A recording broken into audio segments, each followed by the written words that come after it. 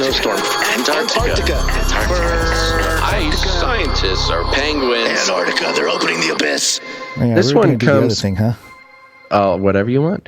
This one comes courtesy of Derek Gilbert.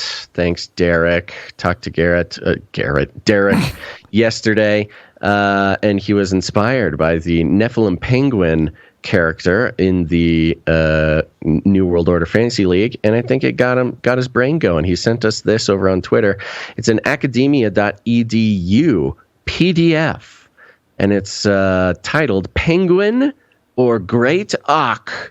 A newly unveiled carving of a seabird found at Göbekli Tepe opens the debate over the geographical origins of its power elite. Whoa. Reported by Andrew Collins, a historical writer and author of the book Göbekli Tepe, Genesis of the Gods. Mm-hmm. So, I mean, we talked about Göbekli Tepe recently in a more... private parts kind of conversation. Remember that article that you were upset at me for? It's a PG-13 article, yeah. So I haven't had a chance to really dig into this thing yet, but there was a part in here that I thought was fun because it's, they're going around, he's looking at these different things, and there's a sentence in the article. It's a penguin. And it says, as I was photographing the various exhibits in this display area, one carved panel caught my attention. It is mounted on the rear wall and shows a bird in an upright position, with long tapered body, an L-shaped head, an extended beak, tiny outstretched wings, and a small wedge-shaped tail. The carving was of a flightless bird.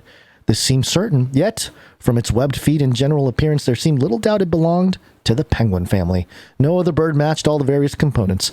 It had to be a penguin, raising the question of why no mention of this beautiful carving was made by Joris Peters and Klaus Schmidt in their authoritative review of Göbekli Tepe, Zoomorphic Art and Faunal Remains, published 2004. This was actually referenced in the last article we talked about, too. Yet, if it was a penguin, how did the Göbekli Tepe builders come to witness a flightless seabird only indigenous to the southern hemisphere? Indeed, biogeographical maps show that penguins are found only in Antarctica, off the Cape of South Africa, on the southern coast of Australia, on the west coast of South America, and on the Galapagos Island of the Pacific. No species of penguin are known in the northern hemisphere. And then it goes into the dodo and stuff. But yeah, there you go. We'll dig into a little bit more, but it looks like there's a photo of a penguin-like seabird. And yeah, it's definitely an upright bird. It does look like a penguin.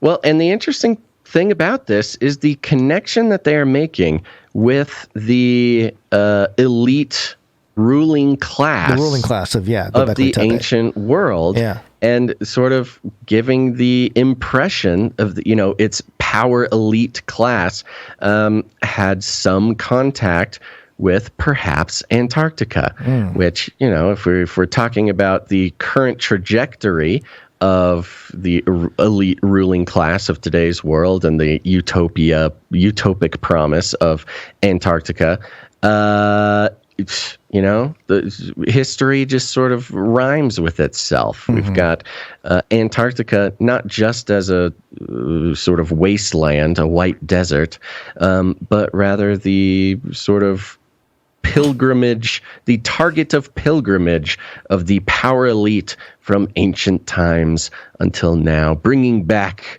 the regal penguin as their symbol. We see it happening over and over, and even with the Antarctic tourism, luxury tourism that we're seeing pop up over and over, it's only accessible to those who would be considered in sort of the elite classes, financially at least, of the world. And just the big old wheel keeps on turning, guns.